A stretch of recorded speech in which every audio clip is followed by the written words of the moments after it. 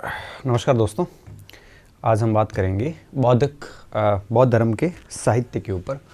कल हम संगीतियाँ पूरी कर चुके थे, आज हम साहित्य पर बात करेंगे और बौद्ध साहित्य को हम शुरू कर रहे हैं अभी। ठीक है, तो बौद्ध साहित्य में क्या क्या पढ़ने वाले हम। सबसे पहली चीज़ हेडिंग दे देते हैं, बौद्ध साहित्य। बौद्ध साहित्य, ठीक है। अब देखिए विद्यार्थियों, बौद्ध साहित्य को हम दो भागों में बांट सकते हैं। ठीक है, दो भागों में हम बांट सकते हैं, एक पीटक साहित्य और एक आपके अनुपीटक साहित्य। ठीक है, अब देखिए एक पीटक साहित्य और एक अनुपीटक साहित्य। बौद्ध साहित्य को हम इन दो भागों में विभाजित कर सकते हैं। ठीक है, अब पहले मैं बता देता हूँ इन दोनों का मतलब क्या है। देखिए पीटक और अनुपीटक, आप इसको ऐसे समझिए कि बौद्ध धर्म का जो आरंभिक साहित्य है, स्टार्टिंग का, जो बौद्ध संगीतियों में संकलित किया गया, उसको पीटक साहित्य कहा गया। और जो बाद में लिखा गया, अर्थात जो पीटक साहित्य के इतर साहित्य है, उसे अपन अनुपीटक साहित्य कहते हैं। ठीक है, तो पीटक साहित्य जो है वो आपके, इसको ऐसे समझना कि यह साहित्य संगीतियों के अंदर संकलित किया गया। ठीक है, संगीतियों में इसका संकलन हुआ, संगीतियों में संकलन पहली चीज। दूसरी बात क्या थी कि यह आरंभिक बौद्ध साहित्य है। ठीक है, हालांकि कुछ ऐसी किताबें भी हैं जो बहुत बाद में भी लिखी गई है, लेकिन मोटा मोटा भाग जो है वो आरंभ का है। ठीक है, दूसरी बात आप इसको क्या ध्यान रखोगे, पीटक पाली भाषा में लिखे गए। पीटक साहित्य किस भाषा में लिखा गया है? पाली भाषा में लिखा गया है। इस बात का आपको ध्यान रखना है। ठीक है, तो महात्मा बुद्ध खुद पाली भाषा में स्टार्टिंग में उन्होंने प्रवचन दिए थे, तो पीटक साहित्य पाली भाषा में लिखा गया, इस चीज़ का ध्यान रखना। इसके अलावा पीटक जो है यह, इसके व्यूलर महोदय के अनुसार इसका अर्थ होता है टोकरी। व्यूलर के अनुसार पीटक का मतलब क्या है? टोकरी। अनुसार पीटक का तात्पर्य टोकरी से है। पीटक का क्या मतलब है? टोकरी। ठीक है, पीटक का मतलब टोकरी से बताया है। किसने? ये व्यूलर महोदय ने बताया है ऐसा। तो ऐसा व्यूलर ने बताया, ऐसा कोई पूछता नहीं है, फिर भी हाँ, पीटक का मतलब टोकरी होता है, इस चीज़ का आपको ध्यान रखना है। इसके अलावा पहली बार पीटक शब्द जो है इस पूरे साहित्य के लिए वो हमें मिलता है और यूज़ किया है रिज डेविड्स ने अपनी पुस्तक बुद्धिस्ट इंडिया के अंदर। ठीक है, तो इस शब्द का प्रथम उपयोग, ठीक है, इस शब्द का प्रथम उपयोग जो है वो किसने किया? रिज डेविड्स ने किया था। रिज डेविड के द्वारा किया गया, डेविड द्वारा। कौन सी पुस्तक में? बुद्धिस्ट इंडिया में। बुद्धिस्ट इंडिया में। ठीक है, इस चीज़ का थोड़ा ध्यान रखना। और देखो, भाषा हो गई और संकलन वगैरह वगैरह हो गया, अर्थ हो गया। और इसके अलावा ऐसा माना जाता है कि वटगामिनी अभय द्वारा इसका पहला संकलन किया गया था। श्रीलंका के वटगामिनी अभय द्वारा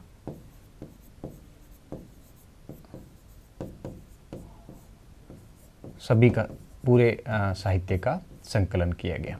ठीक है, और इनकी संख्या जो है वो 3 संख्या है, इसलिए इनको त्रिपिटक कहते हैं। क्या कहते हैं? त्रिपिटक। तो ये 5 बातें जो है वो आपको पीटक के अंदर ध्यान रखनी है। पहली बात क्या ध्यान रखोगे कि पीटक शब्द जो है ये आपके किसने दिया, कब दिया और क्या क्या पॉइंट्स थे, वो बातें मैंने आपको यहाँ पे क्लियर की। अब बात करते हैं अनुपीटक की।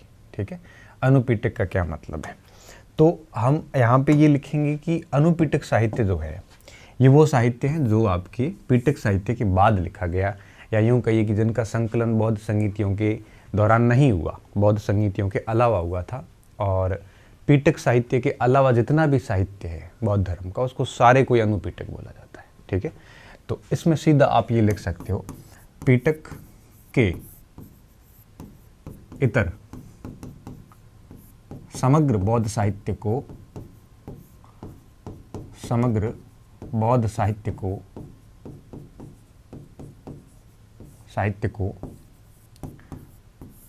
अनुपिटक कहा जाता है। ठीक है, अनुपिटक कहा जाता है। एक बात तो ये ध्यान रखनी है। इसके अलावा क्या ध्यान रखना है, इसका जो लेखन हुआ ये पाली में भी हुआ है और संस्कृत में भी हुआ है। पाली व संस्कृत दोनों में हुआ है, संस्कृत दोनों में। ठीक है, दोनों भाषाओं में हुआ। बस इस बात का आपको ध्यान रखना है। अब अनुपिटक साहित्य में हीनयान ग्रंथ भी है और महायान ग्रंथ भी है। ठीक है, महायान ग्रंथ भी है और हीनयान ग्रंथ भी है। मोटे मोटे तौर पे जो पाली में लिखे हुए वो मैक्सिमम हीनयानी ग्रंथ है और जो संस्कृत में लिखे हुए वो सारे लगभग सारे महायानी ग्रंथ हैं। ठीक है, ये सामान्य बात है। अच्छा, एक वसुबंधु पे हम कंफ्यूज हुए थे, तो वसुबंधु का क्या मामला था वो मैं बता देता हूँ। वसुबंधु जो थे वो आपके पहले हमने उनको वैभाषिक में लिखा था, और देखो ये स्टार्टिंग में वैभाषिक में थे और बाद में योगाचार में आ गए थे। ठीक है, योगाचार में आ गए थे, मतलब यूं कहिए कि पहले हीनयानी थे और बाद में ये महायानी हुए। ठीक है, तो इसलिए इनका नाम दोनों जगह पे आता है। हमने एक जगह पे लिखा है और असंग के साथ में आप वसुबंधु भी लिख लेना। ठीक है, तो वसुबंधु को हमने पहले हीनयानी फिर वो महायानी बन गए थे, तो इसलिए कल जब मैं पढ़ा रहा था ना कल की क्लास में, तो वसुबंधु दोनों में दिमाग में आया, तब मैंने आपको कहा था कि वसुबंधु को किस में रखें, मैं क्लियर करके बताऊंगा। तो वसुबंधु विद्यार्थियों दोनों में जाता है। पहले वो वैभाषिक शाखा से संबंधित थे, मतलब हीनयानी शाखा से संबंधित थे, और उसके बाद में वो महायानी बन गए थे। ठीक है, उन्होंने अपना परिवर्तन कर लिया था, मत परिवर्तन कर लिया था। ठीक है, तो ये था। अब हम क्या करेंगे, ये पीटक साहित्य की एक संक्षिप्त जानकारी हो गई। इस जानकारी के बाद में अब हमारा टारगेट है त्रिपिटक को समझना। ठीक है, तो महात्मा बुद्ध का जो भी साहित्य है, इस पूरे साहित्य को हम यूं कहिए कि त्रिपिटक बोलते हैं, और त्रिपिटक के संबंध में जानकारी तो आई गई। अब त्रिपिटक जो है, उस त्रिपिटक के अंदर सुत्त पिटक, विनय पिटक और अभिधम पिटक, 3 पिटक रखे गए हैं। ठीक है, तीनों पिटकों का संकलन हम पहली बौद्ध संहितियों में समझ चुके हैं।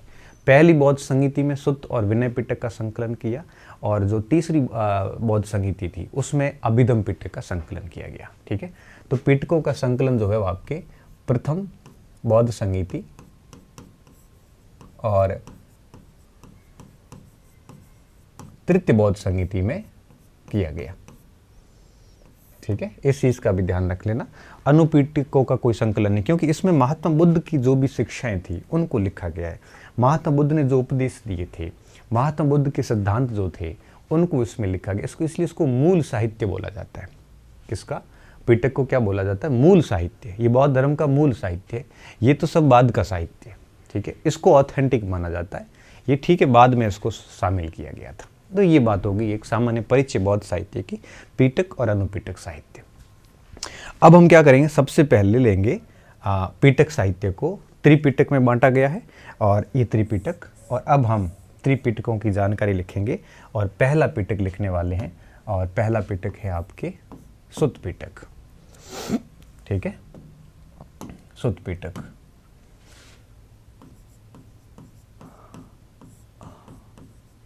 सुत्त पिटक, देखिए विद्यार्थियों, सुत्त पिटक के अंदर महात्मा बुद्ध की सारी शिक्षाओं का जिक्र है।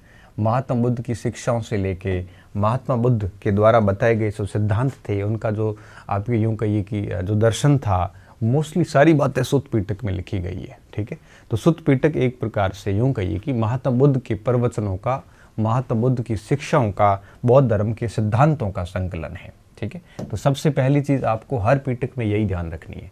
विनय पिटक में आएंगे तब हम कहेंगे कि संघ के नियम जितने भी थे, बौद्ध संघों का जो अनुशासन था, वो विनय पिटक में लिखा हुआ था। और बौद्ध धर्म की दार्शनिक व्याख्याएं जो है वो आपके गूढ़ व्याख्याएं, जैसे जो अपने वेदों में, उपनिषदों में है, वो सारी व्याख्याएं अभिधम पिटक के अंदर है। तो महात्मा बुद्ध के प्रवचन कहाँ पे हैं, कथन कहाँ पे हैं, उपदेश कहाँ पे है? सुत्त पिटक के अंदर। बौद्ध संघों के नियम किस में है? विनय पिटक के अंदर। और बौद्ध धर्म की दार्शनिक गूढ़ व्याख्याएं किसमें है, अभिधम्म पिटक के अंदर। आनंद और उपाली ने क्रमशः सुत्त पिटक और विनय पिटक का संकलन किया और मोगलीपुत्र तिश की अध्यक्षता में तीसरी बौद्ध संहिता में उसी की नेतृत्व में अभिधम्म पिटक का संकलन किया। ये बातें हम पहले बता चुके हैं, ठीक है। अब सुत्त पिटक में पहली बात आपको क्या ध्यान रखनी है कि इसके अंदर लिखा हुआ क्या है, क्योंकि ये सबसे इंपॉर्टेंट बात होती है। तो बौद्ध धर्म के जितने भी सिद्धांत हैं, ठीक है, बौद्ध धर्म के सिद्धांत सारे इसमें लिखे हैं।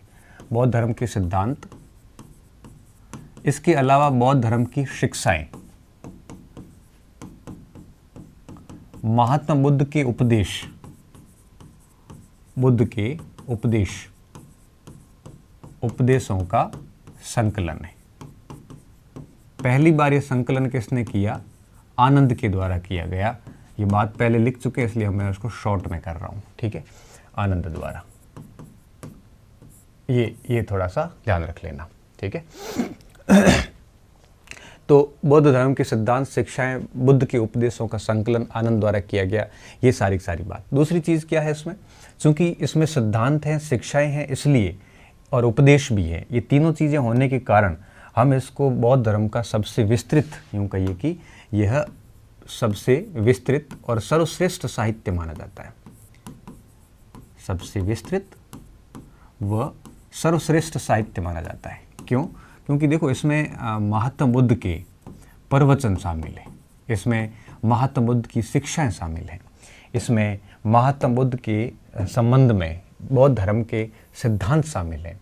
इस वजह से हम इसको है वो श्रेष्ठ साहित्य के तौर पे देखते हैं, ठीक है। तो इसके अंदर सिद्धांत, शिक्षाएं और उपदेश तीनों चीज़ें शामिल हैं, इस कारण हम इसको श्रेष्ठ साहित्य के रूप में जानते हैं, ठीक है। इस चीज़ का आपको थोड़ा सा ध्यान रखना है। अब बात ये आ गई यहाँ तक कि इसमें संकलन क्या है। इतना संकलन होने के बाद में इसमें तीसरी बात आपको क्या ध्यान रखनी है, यह 5 निकायों में विभाजित है। कितने? 5 निकायों में विभाजित है, ठीक है। पिटकों के भाग निकाय कहलाते हैं, 5 निकायों में विभाजित है। अब इसमें आपके 5 निकाय कौन कौन से हैं, एक एक को हम समझने वाले हैं, ठीक है। 5 निकायों में से पहला जो निकाय है वह दीर्घ निकाय, फिर मध्यम निकाय, संयुक्त निकाय, अंगुत्तर निकाय और कुद्दक निकाय। इस प्रकार से टोटल 5 निकाय हैं। अब हम पांचों निकायों के बारे में एक एक के बारे में अलग अलग समझने वाले हैं। ये देखिए बहुत इंपॉर्टेंट है, आप इसको ऐसे छोड़ना मत कि भाई ये इतना कौन पूछता है ऐसे करके, क्योंकि आप अपनी समझ के अनुसार निर्णय नहीं लोगे तो ही ठीक है, नहीं तो क्या होगा कि फिर आप जो छोड़ दोगे वही प्रश्न आएगा, फिर कहोगे कि सर आपने पढ़ा या नहीं है, ये वो वगैरह वगैरह, खुद को कोसोगे बाद में, ठीक है। तो ये दीर्घ निकाय जो कि आपके सबसे सुत्त पिटक का सबसे अहम जो निकाय है वो आपके दीर्घ निकाय है। अब इसके अंदर भी 34 भाग है, ठीक है। इसमें 34 भाग है, 34 सूत्र है, सूत्र है या भाग है, ठीक है, जो कि 34, इसको आप ऐसे सीख सकते हो, 34 वृहद भाग है, लघु नहीं है, वृहद भाग है, ठीक है। 34 वृहद भाग है। और अब देखिए जो 34 वृहद भाग है उसमें से एक भी भाग ऐसा नहीं जिसको अपन है वो यूं कहिए कि महत्वपूर्ण नहीं हो, लेकिन हमारी परीक्षा के दृष्टिकोण में कुछ भाग बहुत इंपॉर्टेंट है, ठीक है। जैसे आपने पढ़ा था महापरिनिर्वाण सूत्र पढ़ा था, ठीक है। मैं एक एक को लिखता हूं यहाँ पे, जैसे महापरिनिर्वाण सूत्र, ठीक है, महापरिनिर्वाण सूत्र ये इसी का भाग है। अब इसके अंदर आपको बहुत अच्छे से पता है कि महात्मा बुद्ध के जीव निर्वाण से संबंधित पूरी कथा इसके अंदर लिखी गई है, किस तरह से उन्होंने अंतिम उपदेश दिया, कुशीनगर की अंतिम यात्रा हो, चाहे महात्मा बुद्ध का निर्वाण हो, ये सारी बातें महापरिनिर्वाण सूत्र में लिखी हुई, वहीं से हमारे को जो है वो पता चलती है, ठीक है। तो इसमें क्या क्या लिखा है, तो इसमें अंतिम उपदेश बुद्ध का लिखा हुआ है, इसके अंदर आपके उनकी अंतिम यात्रा है उसके बारे में लिखा हुआ है। इसके अलावा इसमें जो आनंद के साथ अंत में लास्ट में जो संवाद हुआ वो लिखा हुआ है, आनंद के साथ संवाद लिखा हुआ है, महापरिनिर्वाण की पूरी कहानी जो है पूरा का पूरा वृतांत लिखा हुआ है, ठीक है ना। तो इस प्रकार इसमें नाम से पता चल जाता है कि ये महापरिनिर्वाण के आसपास की जितनी भी घटनाएं थी उन सभी को लिखा हुआ, इसलिए इसको अपन क्या कहते हैं, महापरिनिर्वाण सुत्त कहते हैं, ठीक है। ये बहुत महत्वपूर्ण सुत्त है जो कि आपके सुत्त पिटक के दीर्घ निकाय का भाग है। इसका सीधा सवाल आता है निम्नलिखित में से कौन सा दीर्घ निकाय का भाग है या नहीं है। इसके अलावा एक आता है पाशादिक सुत्त। पाशादिक सुत्त के अंदर महावीर स्वामी की मृत्यु की जानकारी मिलती है कि पावा में मृत्यु हुई थी। तो ये कौन सा ग्रंथ बताता है, पाशादिक सुत्त बताता है। और इसमें क्या लिखा है, महावीर स्वामी के बारे में लिखा है। महावीर स्वामी की पावा में मृत्यु, पावा में मृत्यु की जो जानकारी है वो हमें कौन सा सुत्त देता है, वो पाशादिक सुत्त देता है, ठीक है।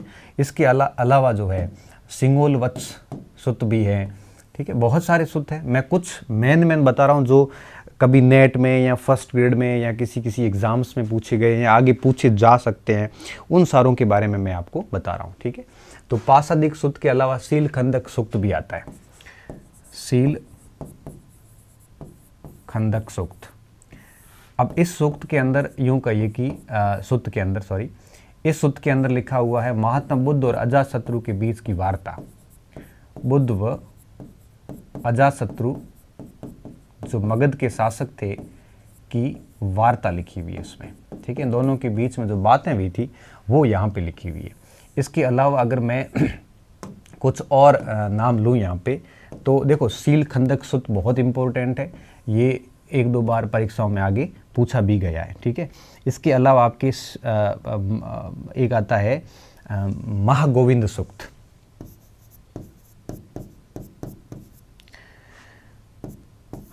महागोविंद सूक्त, इसमें आपके कई सारी चीज़ें हैं। इसमें इतिहास की जानकारी मिलती है, इसमें भूगोल की जानकारी मिलती है, इसमें राजा और राज्य की जानकारी है, राजा राज्य चुनाव मतलब निर्वाचन की प्रक्रिया भी यहाँ से हमें, राजा के निर्वाचन की प्रक्रिया भी मिलती है, ठीक है। राजा का जो निर्वाचन होता था उस समय उसको क्या कहते थे, महासम्मत कहते थे, तो महासम्मत की जानकारी मिलती है। तो कहने का मतलब है यहाँ कई सारी चीज़ों की जानकारी हमें महागोविंद सूक्त से प्राप्त होती है, ठीक है। तो इस प्रकार कई सारे सूक्त हैं, जो ये 4 बड़े अहम सूक्त थे जो मैंने बताया आपको। अभी एक आपको और भी सूक्त देखना चाहिए, सामन कुल सूक्त के बारे में। सामन कुल सूक्त भी इम्पोर्टेंट है, ठीक है। सामन कुल सूक्त, कुल सूक्त, इसमें महावीर स्वामी को निगंठनाथ पुत्र कहा गया है। महावीर स्वामी को निगंठ नाथ, ये बात हम पहले कई बार कर चुके हैं, ठीक है। तो एक हो गया, दूसरा, तीसरा, चौथा, ये 5वां, बस ये 5 याद कर लेना आप, ठीक है। इसके अलावा एक मिनट में और देखता हूँ कोई और इम्पोर्टेंट हमें मिले तो। हाँ, एक और है जो हमने पहले भी लिखा है, सिंगालोवाद सूत्र, जिसमें अशोक का धम्म बड़ा उससे प्रभावित था। 6ठे पॉइंट पे लिख सकते हैं हम, सिंगालोवाद सूत्र, ठीक है। अशोक का धम्म इसी से प्रभावित था, अशोक का धम्म इसी से प्रभावित था। और इसके साथ साथ उपासक वर्ग के नियम भी इसके अंदर शामिल थे, तो उपासकों के नियम भी लिख सकते हो आप, उपासकों के नियम, ठीक है। तो ये दीर्घ निकाय था। दीर्घ निकाय के अंदर टोटल 34 भाग हैं। इन 34 में से कुछ 5-6 सूत्र ऐसे हैं जो काफ़ी महत्वपूर्ण हैं, वो हमने यहाँ पे लिखे हैं, ठीक है। अब दीर्घ निकाय के बाद में दूसरा जो निकाय हम पढ़ते हैं उसे पढ़ते हैं मध्यम निकाय, छोटा निकाय, मध्यम प्रकार का निकाय। तो अब मैं अलग स्लाइड पे ला रहा हूँ दूसरा पॉइंट, आप इसको लिख लेना है ना।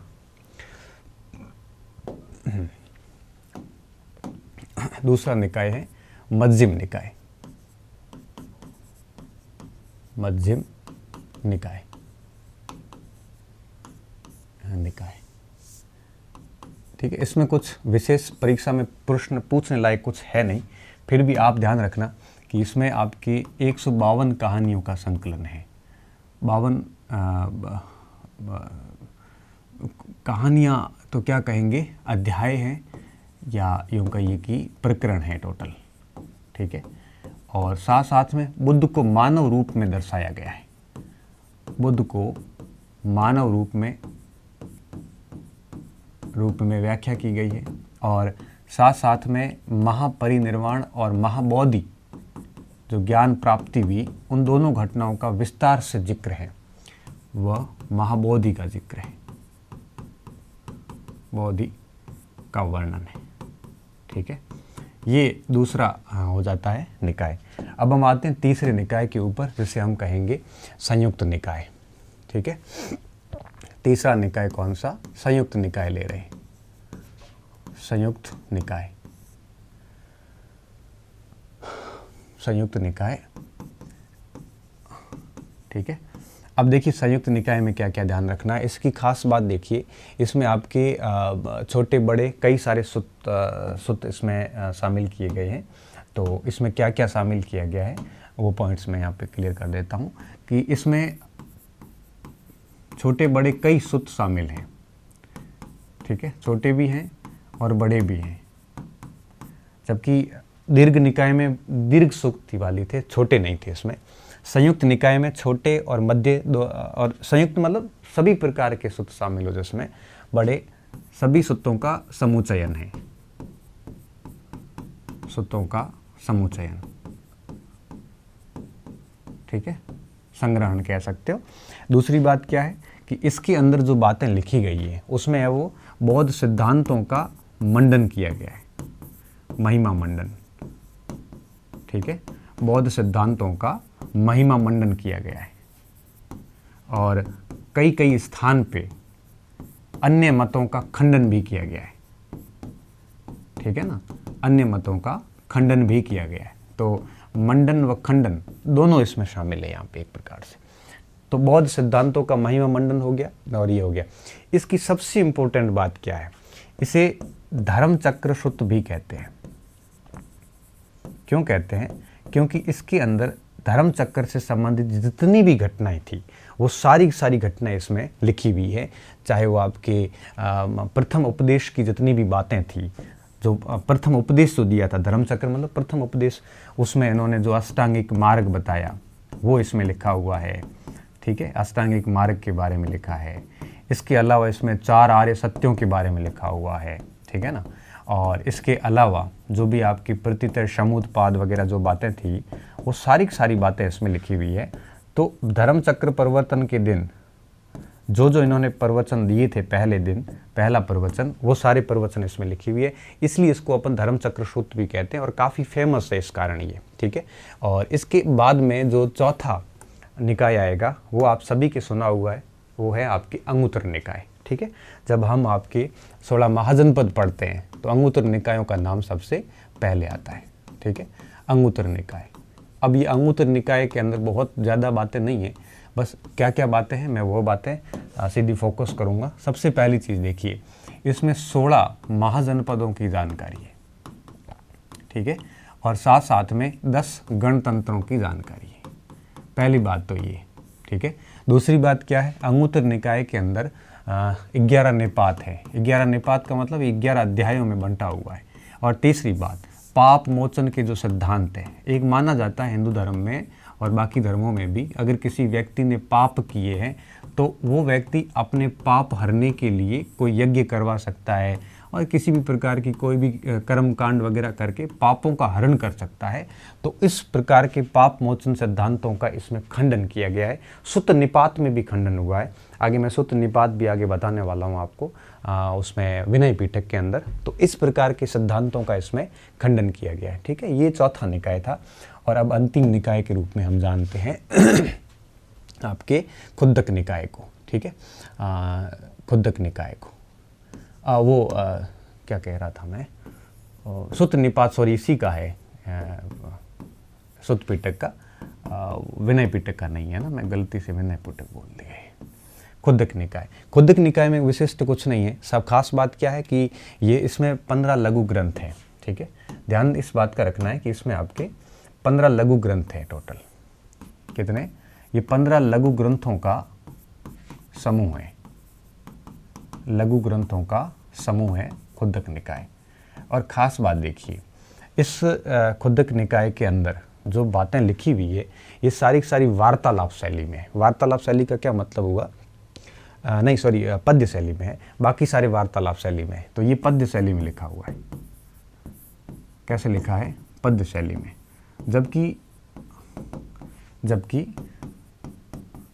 जबकि अन्य 4 निकाय जो है, जो ऊपर हमने पढ़े, अन्य 4 वार्तालाप या यूं कहिए कि गद्य शैली में है, इसका भी आप थोड़ा सा ध्यान रखना। अब हम देखते हैं कि ये 15 ग्रंथ है कौन कौन से। खुद्दक निकाय के उन 15 ग्रंथों के बारे में बात करेंगे जो इस समय इसका भाग है। ठीक है, तो मैं ग्रंथ लिख के लाया हूँ यहाँ पे।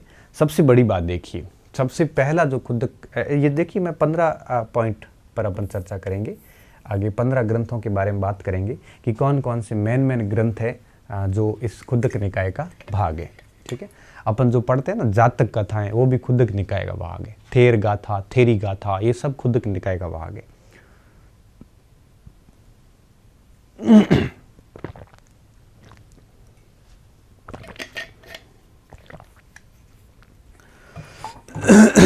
ठीक है, अब देखिए बौद्ध धर्म की जितनी भी प्रार्थनाएं हैं, जितने भी मंत्र है या कोई नियम है या स्तुतियां हैं बौद्ध धर्म की, वो सारी की सारी आपके इस सिद्धांत में लिखी हुई है।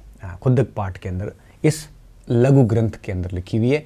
इस चीज़ का आपको ध्यान रखना है। तो इसमें क्या लिखोगे कि बौद्ध धर्म से संबंधित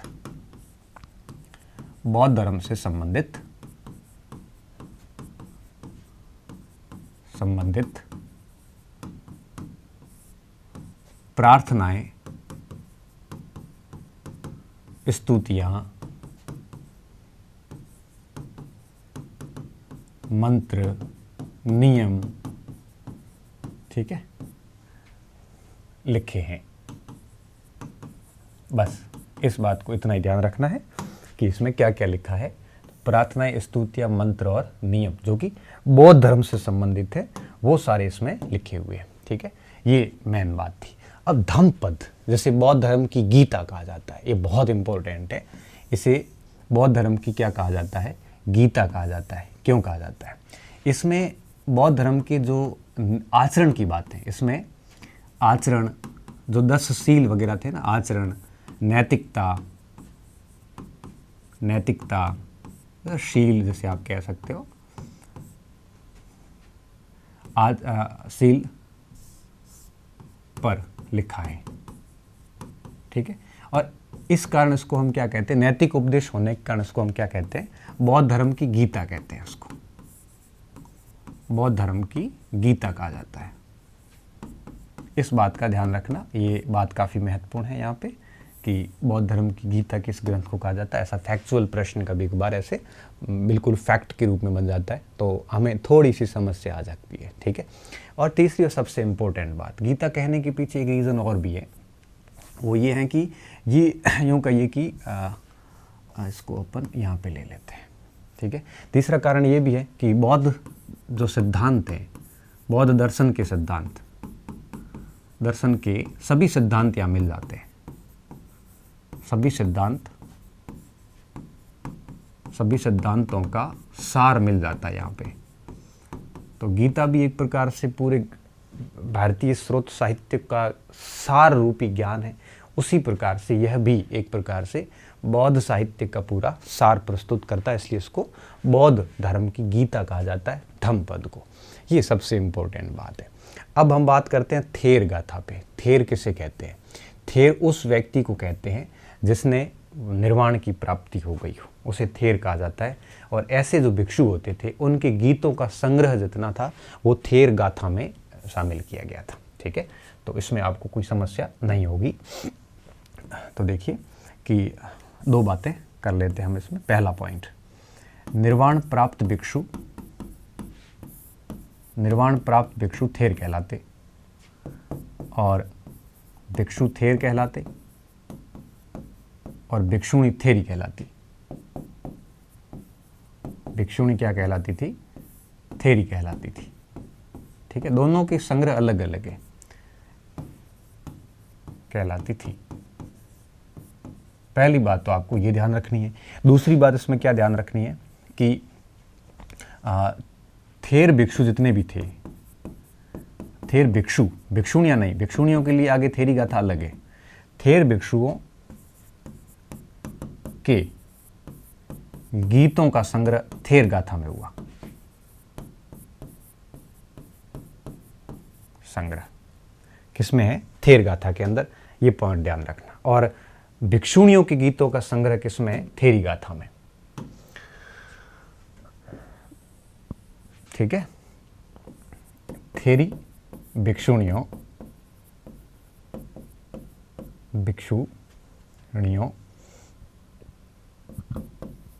के गीतों का संग्रह, के गीतों का संग्रह है इसमें। ये प्रश्न कई बार पूछा गया है, फर्स्ट ग्रेड में भी 1-2 बार पूछा गया है। ठीक है, बस फर्क इतना है कि ये भिक्षुओं के गीतों का संग्रह थेरी पता चल जाएगा आपको। ठीक है, और ये एक प्रकार से भारतीय इतिहास की अगर अपन बात करें तो महिला या स्त्रियों के संन्यास का पहले दृष्टांत है। स्त्रियों के संन्यास लेने के पहले दृष्टांत है, उदाहरण है कि पहले उदाहरण है।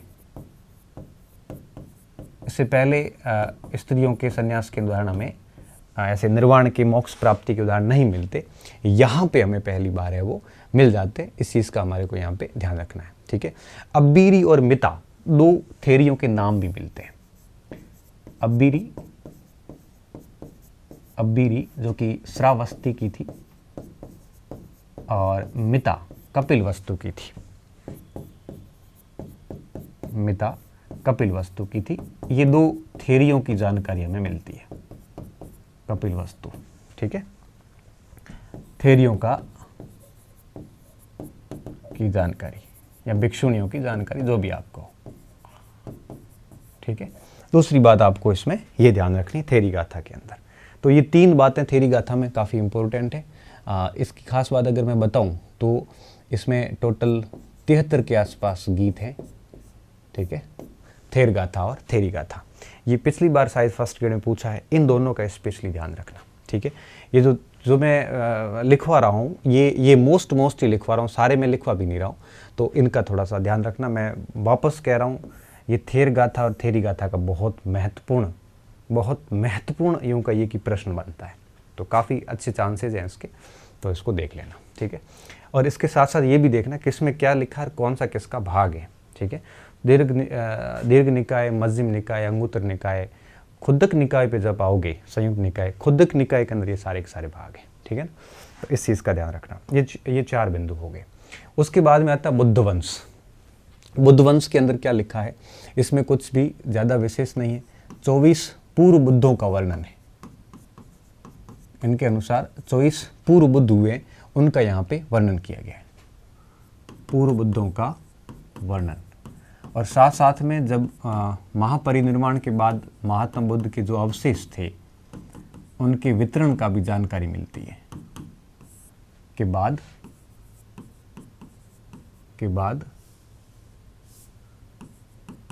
बाद अवशेष वितरण की जानकारी, अवशेष किस किस को दिए उसकी जानकारी मिलती है। ठीक है, और क्या है, विमान वत्थु जो है ये स्वर्ग के सुखों की बात करता है। ठीक है, इसमें कम से कम इसमें 85 कम से कम क्या सॉरी इसमें 85 कहानियां हैं टोटल। ठीक है, कितनी है, 85 लघु कथाएं हैं। ये सब कहानियां लिखी हुई है इसमें। अशोक के जो नाटक थे ना, दिव्य नाटक, वो इसी से प्रभावित थे। अशोक के दिव्य नाटक यहीं से लिए गए थे, नाटक यहीं से थे। और एक और बात इसमें अंदर है, वो इन कहानियों में भी स्वर्गीय सुखों की बात की गई है। स्वर्गीय सुखों का वर्णन है, कहानियों की सहायता से समझाया हुआ है। विमानवत्थु बोलते हैं हम इसको। ठीक है, सुत्त निपात, सुत्त निपात के अंदर अगर अपन बात करें तो इसका उल्लेख हमें भाबरू अभिलेख में मिल जाता है सुत्त निपात का, ठीक है।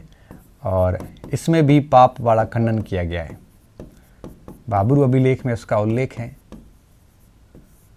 अभिलेख में इसका उल्लेख मिलता है, पहली बात। दूसरी बात, पाप मोचन सिद्धांत का खंडन किया इसने भी, ठीक है।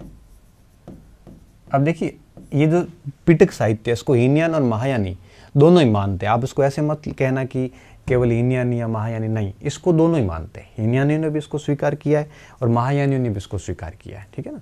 तो जो ठीक है, पिटकों में थोड़ा थोड़ा अलग बात है, लेकिन ऐसा नहीं है कि महायानियों ने पिटक पूरे खारिज कर दिए, जैसे आगम साहित्य के बारे में कहा था हमने जैन के अंदर, ऐसा यहाँ पे नहीं है।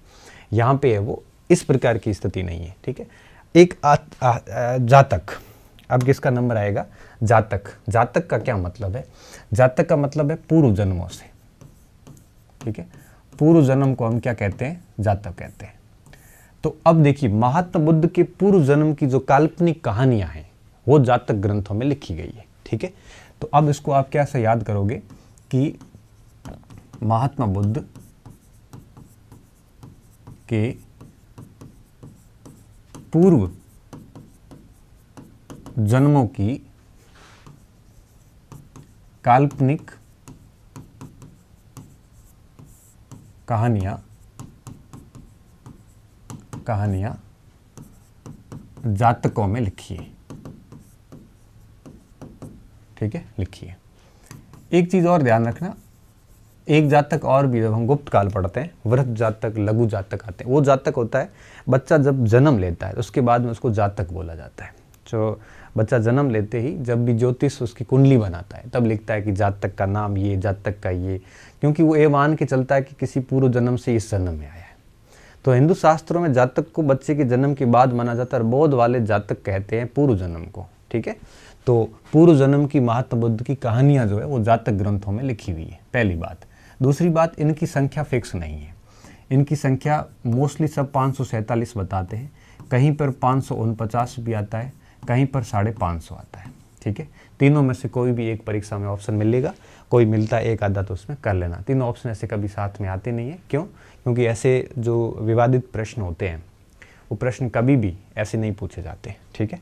कुछ महत्वपूर्ण 547, अच्छा इनकी भाषा अगर पूछेगा तो आप बता दोगे पाली, क्यों? क्योंकि सारा का सारा ये जो पिटक साहित्य है ये पाली भाषा में लिखा गया है, इसलिए हम इसको पाली भाषा के रूप में याद रखेंगे। इस चीज़ का ध्यान रखना, नहीं तो क्या आप ऐसे गलती करके आ जाओगे, ठीक है। गद्य और पद्य दोनों में लिखा गया है,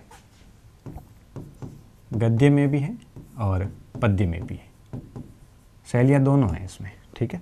कुछ महत्वपूर्ण जातक जो हमें ध्यान रखने चाहिए, बावेरु जातक, इसमें पक्षियों के व्यापार की जानकारी मिलती है, पक्षियों के व्यापार की, स्पेशली मोर के व्यापार की,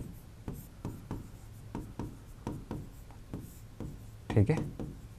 कई बार आता है कि निम्नलिखित में से कौन सा जातक जो है वो भारत में पक्षियों के व्यापार की बात करता है, तो आप कहोगे बावेरु जातक जो है वो पक्षियों के व्यापार की बात करता है, ठीक है। उसके बाद में धम्म विदेह, धम्म विदेह के अंदर अजात शत्रु और वाराणसी का जिक्र मिलता है, अजात शत्रु व वाराणसी दोनों की का जिक्र मिलता है, ठीक है, वाराणसी का जिक्र मिलता है। इसके बाद में आता देवधम।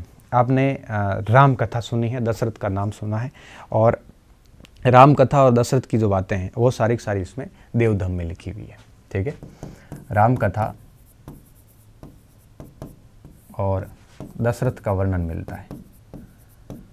इसके अलावा चंपे में इसमें चंपा राजधानी जो थी अंग की, अंग मगध संघर्ष का जिक्र मिलता है, ठीक है, अंग मगध संघर्ष का जिक्र मिलता है। तो ये कुछ ऐसे जातक हैं जो काफ़ी महत्वपूर्ण, हालांकि 550 जातक पढ़े कौन इतने याद करेगा, लेकिन ये जातक इतना ध्यान रखना है कि जातक जो है ये सुत्त पिटक का भाग है, सुत्त पिटक में भी खुद्दक निकाय का भाग है, ठीक है, इसका थोड़ा ध्यान रख लेना। अब देखिए उसके बाद में आगे के जो नाम है ये इंपॉर्टेंट इतने नहीं है, बस इनकी तो लिस्ट याद रख लेना, यही काफ़ी है, ठीक है, इनका थोड़ा सा ध्यान रख लेना बस। ये जातक कथाएं हो गई, तो ये भाग भी आपके किसके हैं? खुद्दक निकाय के भाग है, खुद्दक निकाय के भाग है ये। बस, तो अब इस प्रकार हमने देखो क्या क्या समझ लिया, मैं वापस आ रहा हूँ, ठीक है। पीटक, अनुपीटक। पीटक में हमने शुद्ध पीटक लिया, शुद्ध पीटक में दीर्घ निकाय, मध्यम निकाय, संयुक्त निकाय, अंगुत्र निकाय, खुद्दक निकाय, और खुद्दक के अंदर ये इसके 15 भाग हो गए। अब मैं आपकी अगला जो पॉइंट लेने वाला हूँ वो लेने वाला हूँ विनय पीटक। कौन सा? विनय पीटक समझेंगे, और विनय पीटक में क्या क्या बातें आएगी वो हम अब बात करते हैं।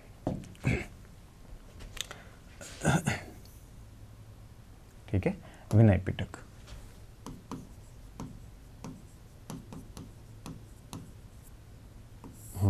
देखो विनय पीटक में मैंने आपको पहले ही बता दिया कि इसके अंदर क्या क्या लिखा है। इसमें देखिए संघ के नियम लिखे हुए हैं, बौद्ध संघ जो है संघ के नियम लिखे हुए हैं, और इसके साथ साथ में आपके भिक्षु और भिक्षुणियों के लिए भिक्षु भिक्षुणियों के आचरण, आचार व्यवहार के बारे में लिखा है। इसके अलावा इसमें अनुशासन के बारे में लिखा हुआ है, ठीक है। तो किस तरह से आप ऐसे कह सकते हो कि बौद्ध संघों को संचालन के लिए कौन से नियमों का पालन करना है, किस तरह से रहना है, ये सारी जो विधि विधान थे इनके, वो सारे इसमें है वो लिखे गए हैं, ठीक है। तो विधि निषेधों का संग्रह है पूरा का पूरा ये। इसमें ये भी लिखे गए हैं कि किन किन चीज़ों का निषेध करना है, किन किन चीज़ों को आपके फॉलो करना है, ये सब इसके अंदर है वो संग्रह किया गया है। ये है विनय पिटक। पहली बात, विनय पिटक के अगर अंदर अपन और जाते हैं तो विनय पिटक के अंदर मूल रूप से 3 भाग आ जाते हैं, ठीक है। इसके कितने भाग है? इसके 3 भाग है, इसके 3 भाग है। सुत्त विभंग होगा, परिवार पाठ होगा, और 3 भाग है, ठीक है। अब अपन एक एक भाग पर बात करेंगे। सबसे पहला भाग, पहले भाग को हम नाम दे रहे हैं, पहला भाग यहाँ पे आ जाएगा सुत्त विभंग, ठीक है। सुत्त विभंग, सुत्त विभंग में क्या क्या ध्यान रखना है? सुत्त विभंग में आप सबसे पहली चीज ये ध्यान रखोगे कि यह पत्तिमोक्ष के नियमों के भाष्य है। पत्तिमोक्ष नियमों के, पत्तिमोक्ष में आपको पहले बता चुका हूं, नियमों के भाष्य। पत्तिमोक्ष का मतलब था कि कौन से पाप है, कौन से आचार विचार है जो फॉलो करने, कौन से नहीं करने। ये जो भी भिक्षु बनते थे उनके लिए जो नियमावली थी वो पत्तिमोक्ष कहलाती थी।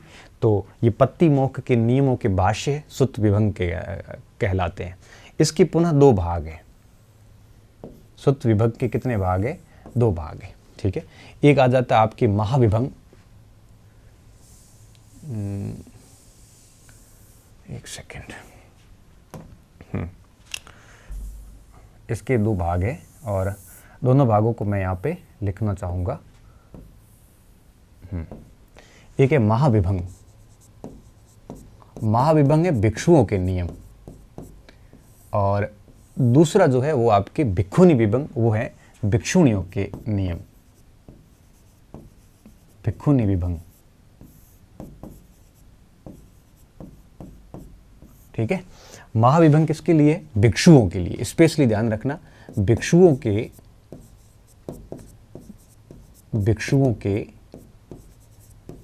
227 नियम है। पीछे शायद मैंने 227 ही लिखवाया था, अगर दूसरा हो तो आप चेंज कर लेना, 227 कर लेना, ठीक है। और इसके साथ साथ में इसमें है भिक्षुणियों के नियम, भिक्षुणियों के 311 नियम। देखो भिक्षुणियों के नियम ज़्यादा थे, मतलब मामला थोड़ा टाइट था भिक्षुणियों के लिए, ठीक है। तो ये सुत्त विभंग था। सिद्ध विभंग के 2 भाग हो जाएंगे, महाविभंग और भिक्षुणी विभंग। दोनों पत्तिमोक्ष के नियमों का क्या है? संकलन है एक प्रकार से, ठीक है। एक है परिवार पाठ, दूसरा भाग कौन सा है इसका? परिवार पाठ।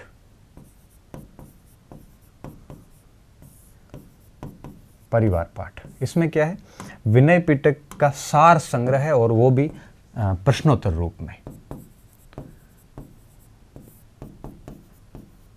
इसको अपन ऐसे लिख लेते हैं, पेन चेंज करना पड़ेगा, ठीक है। इसमें क्या है, विनय पिटक का सार संग्रह,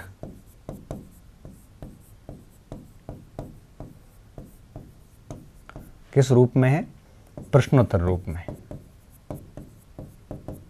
प्रश्नोत्तर रूप में, ठीक है। ये इसका दूसरा भाग हो गया। अब हम आते हैं तीसरे भाग के ऊपर।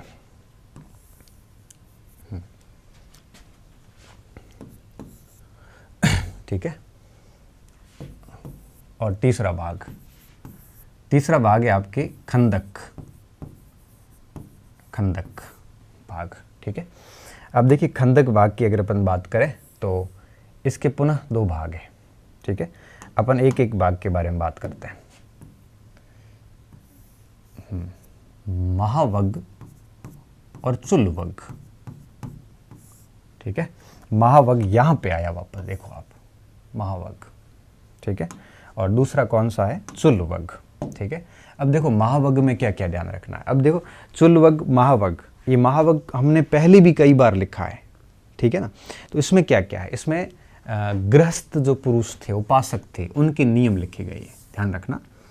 क्या है, गृहस्थ पुरुष जो थे या गृहस्थ उपासक वैसे गृहस्थी थे, उनके नियम लिखे गए। साथ ही साथ इसमें और भी बहुत सारी बातें लिखी हुई है। उसमें बुद्ध का जो यूँ कहिए कि बुद्ध जब गर्भ में आए माता के, तो गर्भ से लेकर और आगे की जो घटनाएं हैं उनकी, संबोधि के बाद से लेकर और सारिपुत्र मोदगलायन को जब प्रवचन दिया, तो वहाँ तक की सारी बातें इसमें लिखी हुई है। बुद्ध या यूँ लिख सकते हैं कि संबोधि से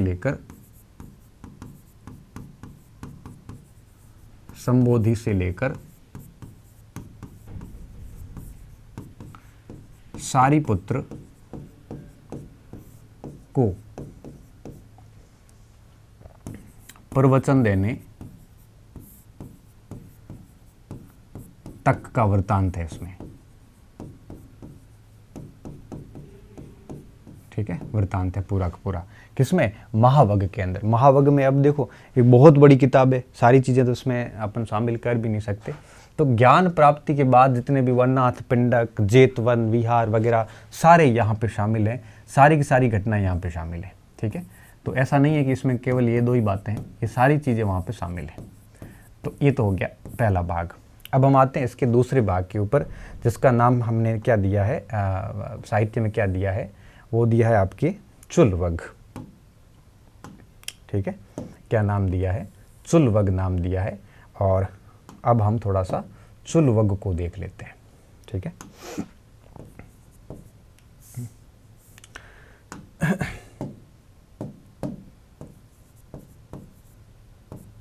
चुल्लवग, ये तो कैसे सवाल सीधा ही आता है कि महावग और चुल्लवग किस साहित्य का भाग है, तो आपके पास सीधा उत्तर बन जाएगा कि खंदक का भाग है।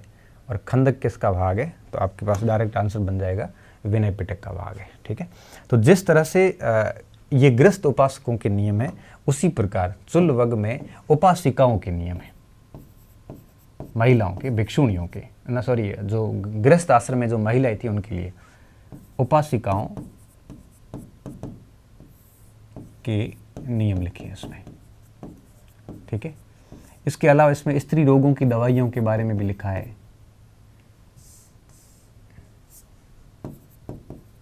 स्त्री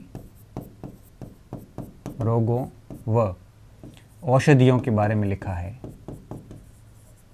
और क्या क्या लिखा है इसमें, भिक्षुणी संघ के बारे में भी लिखा है। तो इसमें ऑलमोस्ट सारी बातें जो है वो महिलाओं से संबंधित हैं, स्त्रियों से संबंधित हैं। किसके अंदर, चुल्लवग के अंदर। और इस चुल्लवग में मैंने आपको बताया भी था कि प्रथम दो जैन संगीत, बौद्ध संगीतियों की जानकारी भी इसमें मिल जाती है, ठीक है। और एक और बात यहाँ ऐड कर लो वाली, प्रथम दोनों बौद्ध संगीतियाँ, ठीक है, बुद्धिस्ट काउंसिल का उल्लेख भी इसमें मिल जाता है। तो ये 4 बातें चुल्लवेग में मिलती है, 2-3 बातें महावग में हैं, ये खंडक के भाग है। और इस प्रकार से विनय पिटक के 3 भाग हो जाते हैं, सुत विभंग हो जाता है, परिवार पाठ हो जाता है और खंडक हो जाता है। ठीक है, खंडक के अंदर क्या था, परिवार पाठ में क्या था, ये मैंने सारा पॉइंट आपको बढ़िया तरीके से बता दिया। ठीक है, तो अब देखिए आगे, ये विनय पिटक का काम इतना ही था। ठीक है, विनय पिटक में क्या क्या ध्यान रखना, एक बार मैं फिर बता देता हूँ, फिर आप है उसको आगे बढ़ाइए। संघ के नियम है, भिक्षु भिक्षुणियों के आचार व्यवहार है, अनुशासन है, विधि निषेधों का संग्रह है ये पूरा का पूरा। ठीक है, और इसमें 3 भाग है, सुत विभंग के अंदर महाविभंग और भिक्षुणी विभंग 2 भाग है इसके। और इसके बाद में परिवार पाठ जो कि विनय पिटक का प्रश्नोत्तर फॉर्मेट में पूरा सार संग्रह है। और खंडक में फिर 2 भाग हो जाते हैं, महावग और चुल्लवग। इसको लिख लो। और इसके बाद आते अभिधम पिटक के ऊपर।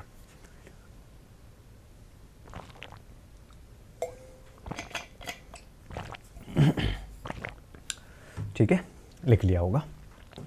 अब आते हैं अपन अभिधम पिटक के ऊपर, जो कि हमारे लिए काफ़ी इंपॉर्टेंट है। अब देखिए, अगर अब अभिधम पिटक की बात करें तो इसके ये 7 भाग है। इसमें दार्शनिक सिद्धांतों का संग्रह है। पहली चीज़ तो ये ध्यान रखनी है कि इसमें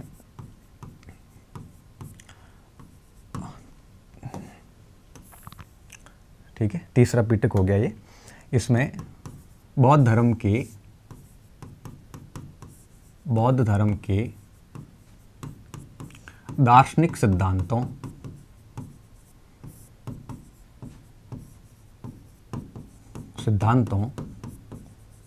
का संग्रह है। ठीक है, बाकी तो बता ही दिया है। अभिधम पिटक जो है वो आपकी तृतीय बौद्ध संगीति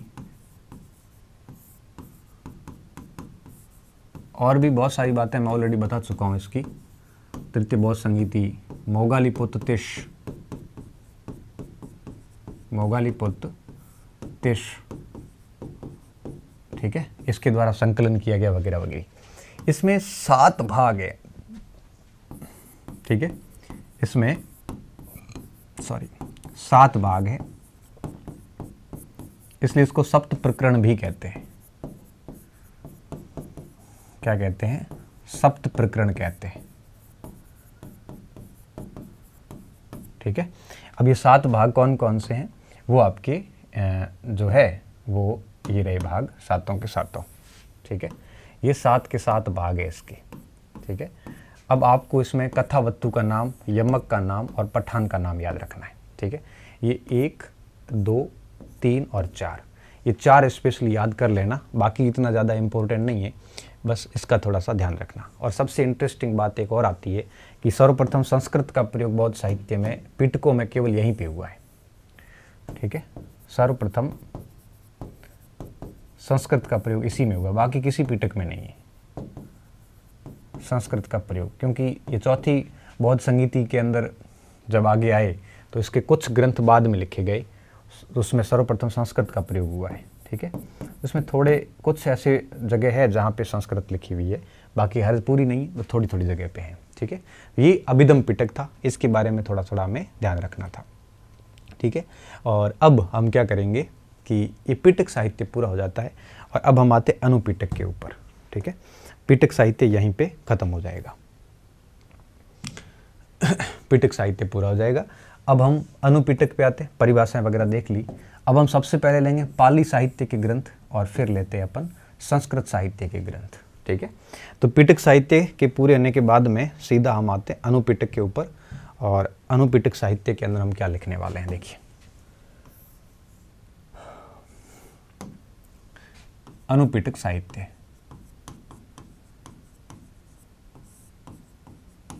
अब इसकी बातें तो हम पहले कर चुके हैं, तो अब खाली हमें है वो अनुपिटक साहित्य की डिटेल से चर्चा करनी है और कुछ नहीं है। ठीक है, तो हम सबसे पहले लिखेंगे पाली साहित्य, कि पाली में जो साहित्य लिखा गया भाषा में, अनुपिटक पहले वो ले लेते हैं। और सामान्यतः पाली में जो लिखा गया है वो सामान्यतः यूँ कहिए कि हीनयानों से संबंधित है। ठीक है, और हालांकि सारी किताबों के याद नहीं रखने आपको, कौन सा हीनयान है कौन सा महायान है। ठीक है, सबसे पहला जो ग्रंथ आता है पाली साहित्य का वो आता है मिलिंदपन्हो। ठीक है, कौन सा? मिलिंदपन्हो। अब ये पुस्तक बड़ी इंपॉर्टेंट है, क्यों? क्योंकि इसमें हुआ क्या था? इसमें हुआ ये था कि एक यवन शासक थे मिनांडर, जिसने ऐसा माना जाता उसके बारे में कि सबसे ज़्यादा किसी ने राज्य जीते थे, सबसे ज़्यादा किसी ने क्षेत्रों को अपने कब्जे में किया था, तो वो था मिनांडर, यवन शासक था मिनांडर। अपन आगे पढ़ेंगे जब राजनीतिक इतिहास, तब मैं बताऊंगा यवन, यूनान, ये सारी चीज़ों को अपन क्लियर करेंगे, लेकिन अभी अपन आउट ऑफ कंटेक्स्ट चले जाएंगे, इसलिए मैं अभी इस पॉइंट पे रहना चाहता हूँ। मिनांडर थे और मिनांडर भारत के अंदर प्रवेश कर रहे थे। तो उस समय भारत की उत्तर पश्चिमी सीमा पर नागसेन नामक एक भिक्षु थे जो कि स्थाविर थे। मैंने कहा ना, स्थाविर गंधार कश्मीर तक फैल गए थे, तो स्थाविर थे नागसेन, वो वहीं पे थे उस समय। तो यवन शासक था मिनांडर, यवन शासक मिनांडर था। और मिनांडर, इसका रिकॉर्ड यही है कि दुनिया में सबसे ज़्यादा क्षेत्र जीतने का रिकॉर्ड इसके नाम है। सबसे ज़्यादा अभियान, विजयी अभियान इसने किए थे मिनांडर। और स्थाविर भिक्षु जो थे, स्थाविर भिक्षु, स्थाविर जो कि बाद में आगे जाके हीनयानी बन गए लगभग सारे, स्थाविर भिक्षु नागसेन, ये उस समय उत्तर पश्चिमी सीमा पे थे। और नागसेन, इसी मिनांडर को मिलिंद कहा है। अब क्या हुआ? अब हुआ यूं था कि मिनांडर ने, पहले क्या होता था कि जो बौद्ध भिक्षु होते थे, ये जनरली बड़े शासकों को कहते थे कि आप बौद्ध धर्म ग्रहण कर लो, और जब बड़े शासक बौद्ध धर्म ग्रहण करते थे तो उसका प्रभाव सीधा धर्म के प्रचार के ऊपर पड़ता था। तो इनका ऐसा टारगेट रहता था। तो नागसेन ने मिनांडर से कहा कि आप बौद्ध धर्म ग्रहण कर लो। अब इस स्थिति में जब ये बात हो गई तो मिनांडर ने कहा कि मैं क्यों बौद्ध धर्म ग्रहण करूं? तब इन्होंने कहा कि आप अगर यूं कहिए कि मेरे कुछ, इसने कहा ना क्यों ग्रहण करूं, तो नागसेन ने कहा कि आपके हर प्रश्न का जवाब है मेरे पास, और आप हर प्रश्न के उत्तर से सेटिस्फैक्ट्री हो जाओगे तो फिर आपको करना ही चाहिए, क्योंकि आपकी जो तलाश है वो यहाँ पूरी हो रही है। उसके बाद कहते हैं कि मिनांडर ने ढेर सारे प्रश्न नागसेन से किए और नागसेन ने उन प्रश्नों का उत्तर दिया।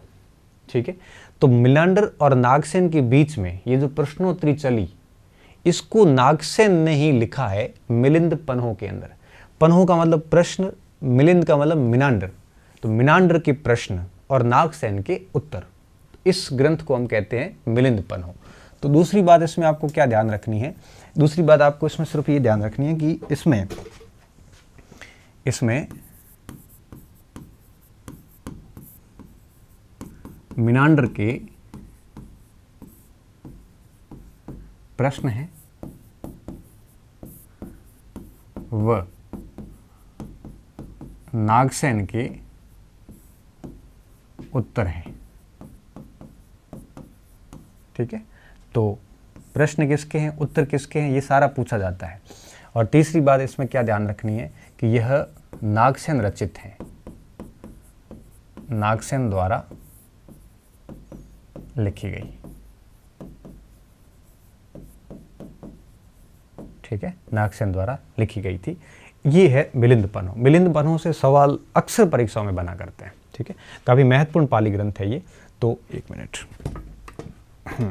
ठीक है, काफ़ी महत्वपूर्ण पाली ग्रंथ है। नागसेन ने लिखा, मिलिंद के प्रश्न थे, और इसके साथ में इसको आपके 7 सर्गों में लिखा गया है। ठीक है, 7 सर्गों में लिखा है, और ये प्रथम शताब्दी ईस्वी का ग्रंथ है। देखिए, बहुत बाद के ग्रंथ है सारे। ठीक है, तो ये मिलिंद पन्हों की ये 4-5 बातें थी जो आपको ध्यान रखनी है। और इसके बाद में दूसरी जो सबसे बड़ी महत्वपूर्ण किताब आती है वो आती है सिंहली अनुश्रुतियाँ। ठीक है, मैं इसको यहीं पे अपन लिख सकते हैं, यहीं पे लिख देते हैं, सिंहली अनुश्रुति।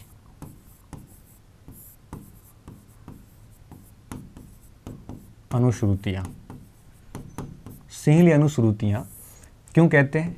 क्योंकि एक तो ये श्रीलंका से प्राप्त हुई, श्रीलंका से प्राप्त, पहली बात। दूसरी बात, इसमें श्रीलंका का राजनीतिक इतिहास मिल जाता है।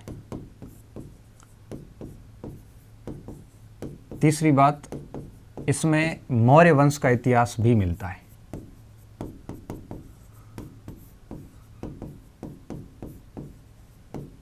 इतिहास भी मिलता है। चौथी बात, इसमें चंद्रगुप्त मौर्य की जानकारी मिलती है।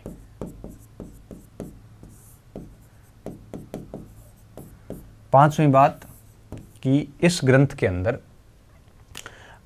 हम यहाँ पे ये कहेंगे कि तीन बौद्ध संगीतियों के प्रथम तीन बौद्ध संगीतियाँ जो थी, तीन बौद्ध संगीतियों का वर्णन मिलता है। ठीक है। और आखिरी बात, इस ग्रंथ के दो भाग हैं, सिंहली अनुश्रुतियों के दो भाग हैं। एक है आपके दीपवंश और दूसरा है महावंश। ठीक है। महावंश के बारे में लेखक का पता ये चला है कि संभवतः ये महासेन नामक लेखक ने लिखी थी। दीपवंश का अभी तक पता नहीं कि इसको लिखा किसने। ठीक है। महावंश को महासेन ने लिखा था, लेकिन दीपवंश के बारे में नहीं पता कि इसको किसने लिखा है। अभी तक इसके बारे में कोई जानकारी हमारे पास में नहीं है। ठीक है। इस बात का आपको यहाँ पे ध्यान रखना। ये काफ़ी महत्वपूर्ण बातें थी जो कि परीक्षा में पूछी जाने योग्य है। और एक और बात, ये वंश साहित्य है, पुराणों की तरह वंश साहित्य, वंश परंपरा का उल्लेख मिलता है इसमें। ठीक है। तो ये सिंहली अनुश्रुति, अब ये मत पूछना कि किस भाषा में लिखी हुई है, क्योंकि हम पढ़ क्या रहे हैं, पाली भाषा पढ़ रहे हैं। ठीक है। तो सिंहली अनुश्रुति और मिलिंद पन्हु ये दो मेन पुस्तकें हैं यहाँ की। तीसरी एक और अहम पुस्तक इनकी आती है। ठीक है। वो आती है विशुद्धिमग्ग। विशुद्धिमग्ग ये एक बहुत महत्वपूर्ण किताब है इन पाली साहित्य की। ठीक है। इसमें क्या क्या पॉइंट्स ध्यान रखने, बुद्धघोष ने लिखा है इसको। किसने लिखा है? 5वीं शताब्दी ईस्वी में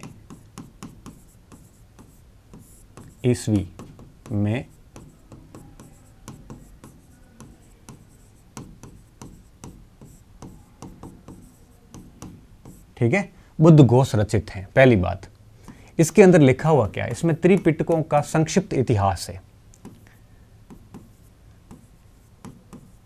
पिटकों का संक्षिप्त इतिहास है।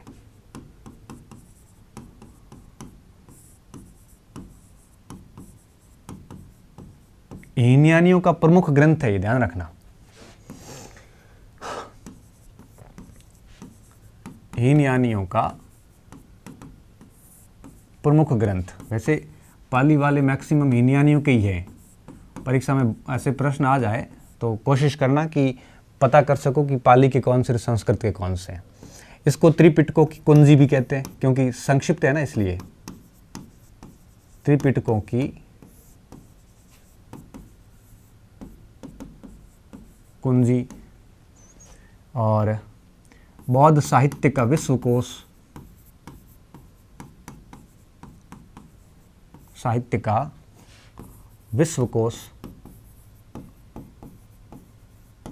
अच्छा, एक और बात, आरंभिक बौद्ध साहित्य का विश्वकोश सुत्त पिटक को कहा जाता है। ठीक है, मैं इसको अभी लिख लेता हूं। इसे आरंभिक बौद्ध साहित्य, ठीक है, आरंभिक बौद्ध साहित्य का विश्वकोश।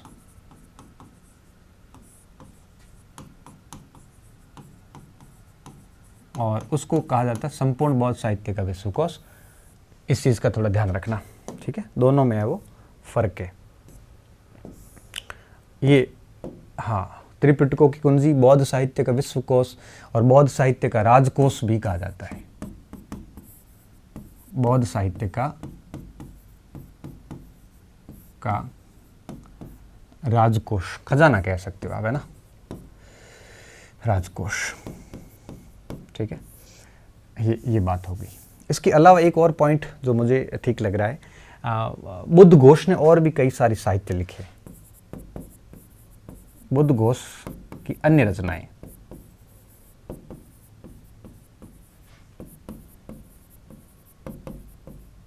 कई सारी रचनाएं हैं इनकी, कई रचनाएं देखिए। अब कौन सी रचनाएं जो है वो महत्वपूर्ण है, देखो। एक है सामंत पाशादिका, सामंत पाशादिक। ये विनय पिटक की टीका, इसको अपन पहले भी कई बार लिख चुके हैं। और विनय पिटक की टीका है, ठीक है। सामंत पाश अधिक, सुमंगल वासिनी, ये भी किताब बहुत इंपॉर्टेंट है। सुमंगल वासिनी ये दीर्घ निकाय की टीका है। बाकी तो इन्होंने क्या सारे ग्रंथों पे टीकाएं लिखी है, दीर्घ निकाय की टीका। एक मैं और बता देता हूं फिर बस, निदान गाथा, निदान गाथा, और ये है महात्मा बुद्ध की जीवनी, महात्मा बुद्ध की जीवनी, ठीक है। ये भी किसने लिखी थी? बुद्ध घोष ने लिखी थी। तो विशुद्धि मग्ग का थोड़ा ध्यान रखना, ठीक है। ये 3 पॉइंट्स हो गए। कुछ अन्य करके और लिख लेते हैं। अन्य किताबों में महाबोधि वंश,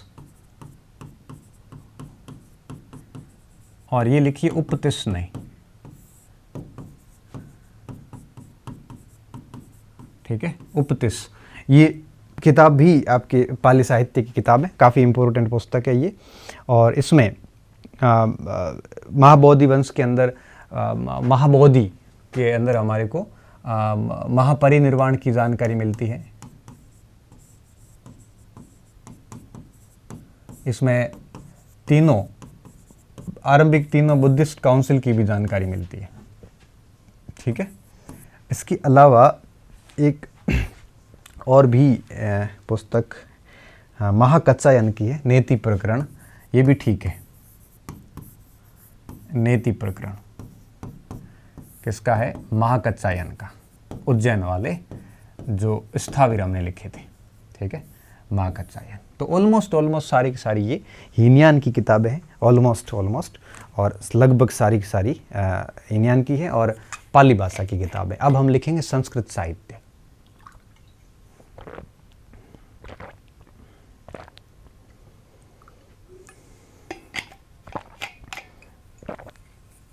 आज का टॉपिक वैसे क्या रटने जैसा टॉपिक है, समझने वाली बातें इसमें कम ही हैं क्योंकि आप किताब और लेखक उसको आप कर भी क्या सकते हैं, ना आप कुछ कर सकते ना मैं कुछ कर सकता। इसलिए ना चाहते हुए भी हमें इस जगह पे रटने पे बल देना पड़ता है। इतिहास यहाँ पे आके थोड़ी थोड़ी रटने के काम करने पड़ते हैं। अब देखिए ये बात हो गई अनुपिटक साहित्य में पाली साहित्य ले लिया, ठीक है। अब हम लेते हैं यहाँ पे अनुपिटक साहित्य के अंदर संस्कृत साहित्य। संस्कृत साहित्य, और संस्कृत साहित्य जो है मोस्टली हीनयानियों का है, ठीक है, ध्यान रखना। ये महायानियों का, ये महायानी साहित्य है और ये मोस्टली था आपके हीनयानी। बाकी तो क्या कि हीनयानियों का साहित्य तो महायानी भी मानते हैं, लेकिन महायानियों का साहित्य हीनयानी नहीं मानते। तो ये मुख्य रूप से हीनयानी साहित्य है, पाली साहित्य। और अब जो संस्कृत साहित्य आएगा ये महायानियों का है। तो अब देखिए सबसे बड़ी बात, इसमें आपको जो सबसे बड़ा नाम याद रखना है वो रखना है अश्वघोष का नाम। अश्वघोष, वही जो मैंने आपको 4th बुद्धिस्ट काउंसिल में बताया था कि संस्कृत के आचार्य होने के कारण उनको अध्यक्ष नहीं बनाया था। संस्कृत के ज्ञाता थे और इन्हीं के प्रयासों से संस्कृत को बुद्धिज्म में, बौद्ध साहित्य में मान्यता दी गई। और उसके बाद बौद्ध धर्म के अंदर अश्वघोष की किताबों को पूजा जाने लगा था, ठीक है। इनकी संस्कृत की पुस्तकें 3-4 बड़ी महत्वपूर्ण पुस्तकें हैं। मैं एक एक के बारे में लिख रहा हूं। पहली पुस्तक बुद्ध चरित्र, ठीक है, बुद्ध चरित्र। इसके अंदर 28 सर्ग है, लेकिन 17 ही मिले हैं हमें।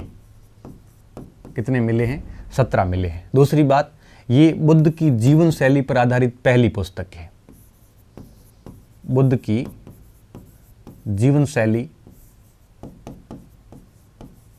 आधारित प्रथम ग्रंथ,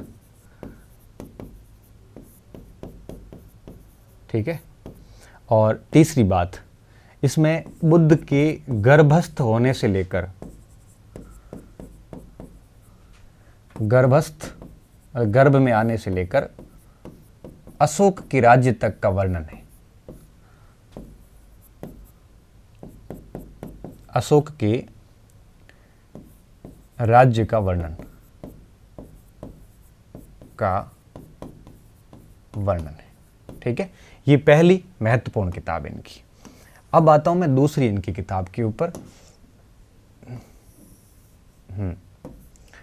सौंदरानंद।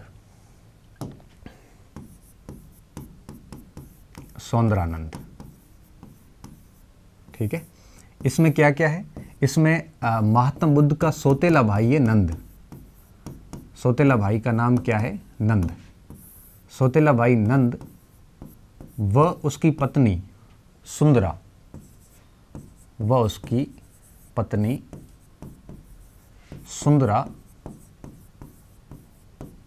का वर्णन है। ठीक है, ये सौंदरानंद में पूछते हैं कई बार कि सौंदरानंद में सुंदरा कौन है, नंद कौन है, इस टाइप से पूछा जाता है तो हमारी दिक्कत हो सकती है। ठीक है, और इसके साथ साथ इसमें 18 सर्ग है। ठीक है, अब हम आते हैं तीसरे पर, सारीपुत्र प्रकरण। तीसरा जो पॉइंट आएगा हमारी पुस्तक वो है सारीपुत्र प्रकरण। सारीपुत्र प्रकरण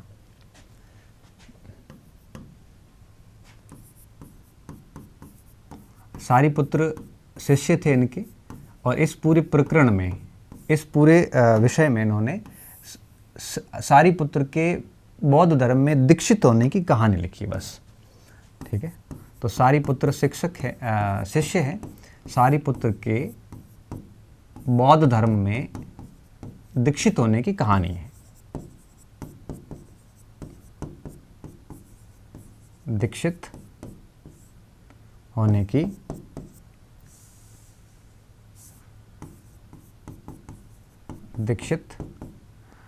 की कहानी। ठीक है, ये पूरी बात इसमें है। और इसके साथ साथ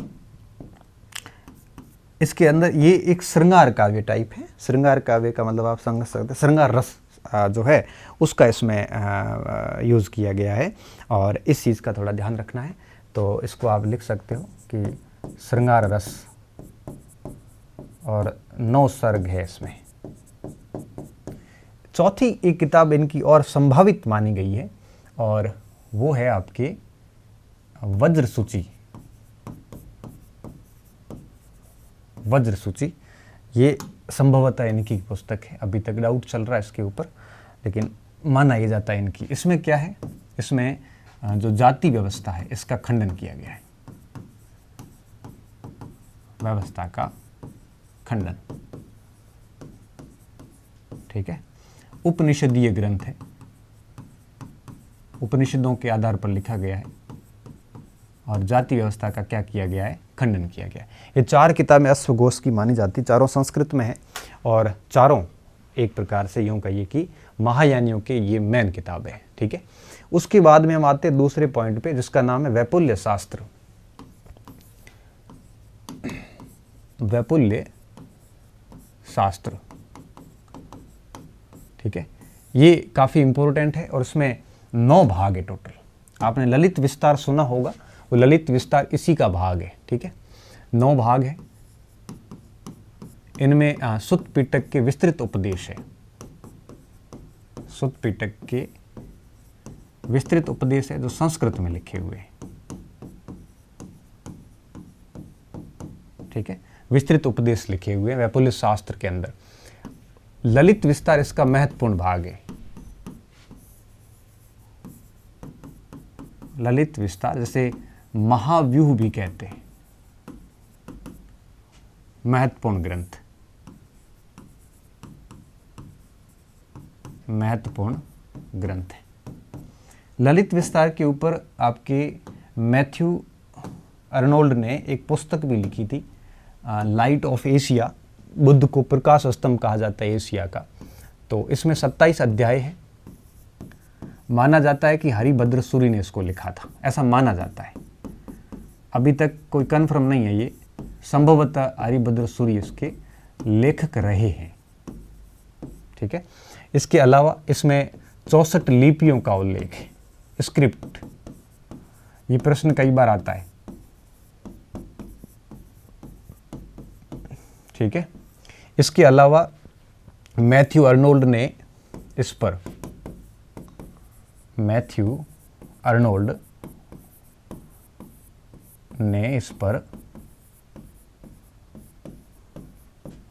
लाइट ऑफ एशिया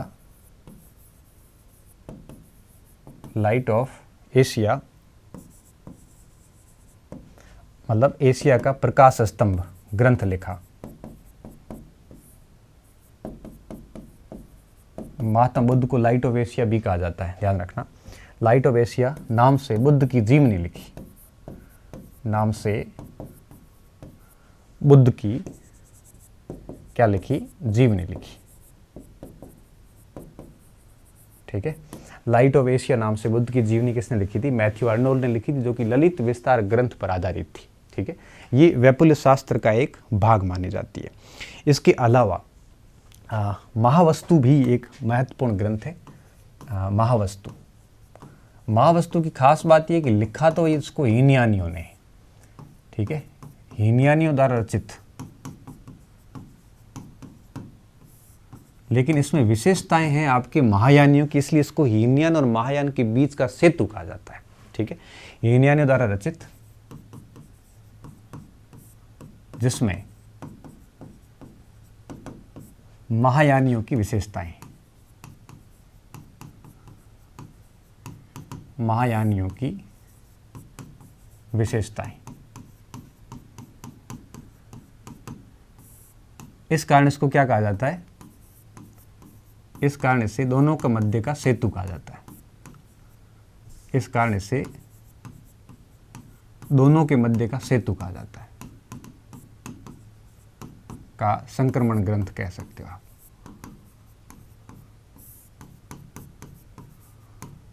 ठीक है। इसका आप थोड़ा सा ध्यान रखना। बस इतनी किताबें ही थी इनकी इम्पोर्टेंट। इसके अलावा आपकी प्रज्ञापारमिता, ठीक है, जो मैं ऑलरेडी बता चुका हूँ। प्रज्ञापारमिता नागार्जुन की किताब है, संस्कृत में लिखी हुई, नागार्जुन रचित है। ठीक है। और संस्कृत भाषा, महायानियों का प्रमुख ग्रंथ, महायानियों का प्रमुख ग्रंथ। इसमें मैंने आपको कल बात कही थी कि प्रज्ञा क्या होती है। प्रज्ञा का मतलब होता है जो शून्य का आभास करने वाली जो बुद्धि होती है, उसे प्रज्ञा कहते हैं। और इस बुद्धि को पार करने के लिए आरंभ में 6 और बाद में 10 पारमिताएं बताई गई, और इन 6 बाद में 10 पारमिताओं को जो लिखा गया उसे प्रज्ञा पारमिता ग्रंथ में नागार्जुन ने संकलित किया है। ठीक है। तो प्रज्ञा पारमिता भी इस का है, वो एक महत्वपूर्ण ग्रंथ है, वो माना जाता है। ठीक है। इसके अलावा आपके एक अवदान कल्प भी है क्षेमेंद्र का, कोई महत्वपूर्ण ग्रंथ नहीं है ये, लेकिन हाँ ये भी एक ग्रंथ है। ठीक है, क्षेमेंद्र का है। ये थोड़ा सा देख लेना। ठीक है। ये बौद्ध धर्म के मेन इस महायानियों के, हीनयानियों के ग्रंथ आ गए, अनुपिटक साहित्य आ गया।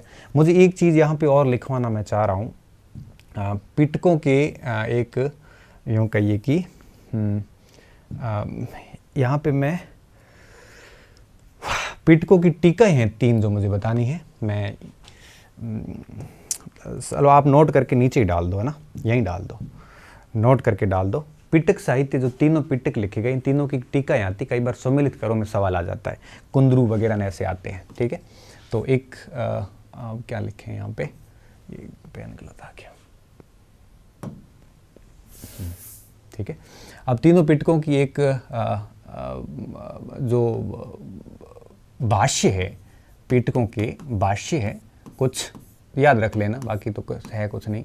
महाअट्टकथा, ये सुत्त पिटक का भाष्य है। ये ऐसे सुमिलित करो में सवाल आ जाता है कई बार। ठीक है।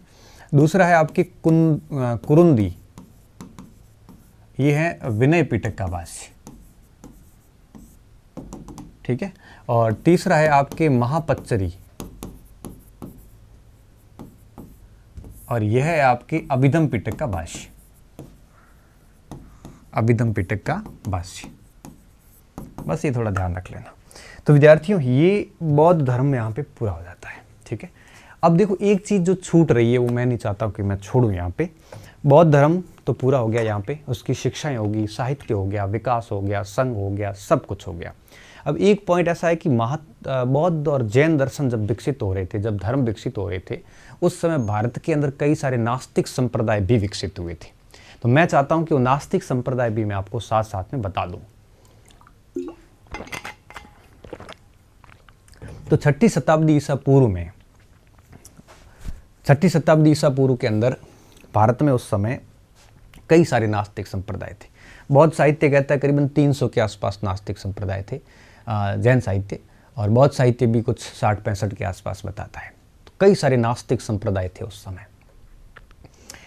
अब बाद में अजातशत्रु क्या लिखते हैं, एक जगह पे दीर्घ निकाय के एक भाग में लिखा है कि अजातशत्रु ने उनमें से 6 प्रमुख आचार्यों से बात की थी। उसमें उसने कहा था कि संजय वैल्टिपुत्र सबसे मूर्ख आदमी, वो ज्ञान प्राप्ति की लालसा में अजातशत्रु इन आचार्यों से मिलता था। इस क्रम में वो बुद्ध से भी मिला, इस क्रम में वो निघंटनाथ पुत्र अर्थात महावीर स्वामी से भी मिला, वो अजित केश कम्बलिन से मिला, वो पकुद कच्चायन से मिला, वो संजय वैठली पुत्र से मिला, वो आपके यूं कहिए कि कौन सा बच गया, अजित केश कम्बलिन से मिला, मखली पुत्र गोशाल से मिला। इन सारे 6 लोगों से वो मिला था। और लास्ट में उसने लास्ट में निष्कर्ष क्या निकाला, इन 6 में से सबसे मूर्ख आदमी है संजय वैठलीपुत्र, जो कि संशयवादी थे, संदेहवादी थे, और उसकी उन्होंने आलोचना की थी। तो वो 6 जो नास्तिक संप्रदाय हैं जिनका जिक्र मोस्टली मिलता है, मैं चाहता हूं कि मैं वो भी आपको बता दूं, ताकि हमारे पॉइंट ऑफ व्यू से, परीक्षा के पॉइंट ऑफ व्यू से हमारा मामला ये भी है वो मजबूत रहे, ठीक है। तो हम देखिए यहाँ पे लिखेंगे कि 6ठी शताब्दी ईसा पूर्व में गंगा घाटी में कई संप्रदाय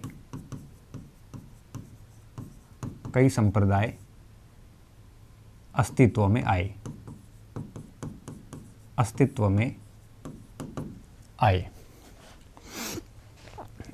कई संप्रदाय अस्तित्व में आए।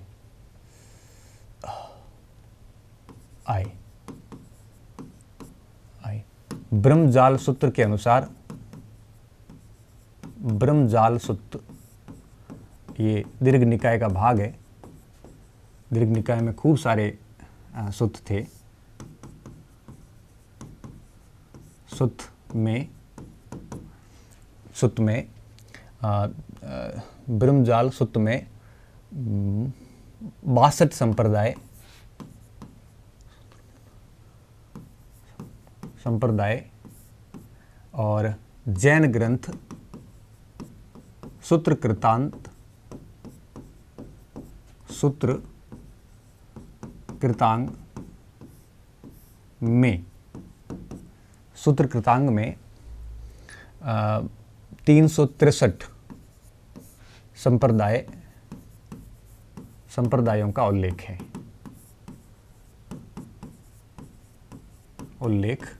है, ठीक है। अब इनमें से 6 के पास में यूं कहिए कि 6 से मिले थे अजातशत्रु, और 6 कौन कौन से मिले थे उनसे मैं यहाँ पे एक एक के बारे में बता देते हैं, फिर अपन चलते हैं, इस बात को ख़त्म करते हैं, ठीक है। तो अब देखिए इनमें से 6 कौन कौन से थे। सबसे पहला जो नाम आता है पूर्ण कश्यप का। पहला मतलब ऐसा कुछ क्रम से नहीं है, बस पूर्ण कश्यप पहले नंबर पे ले लेते हैं।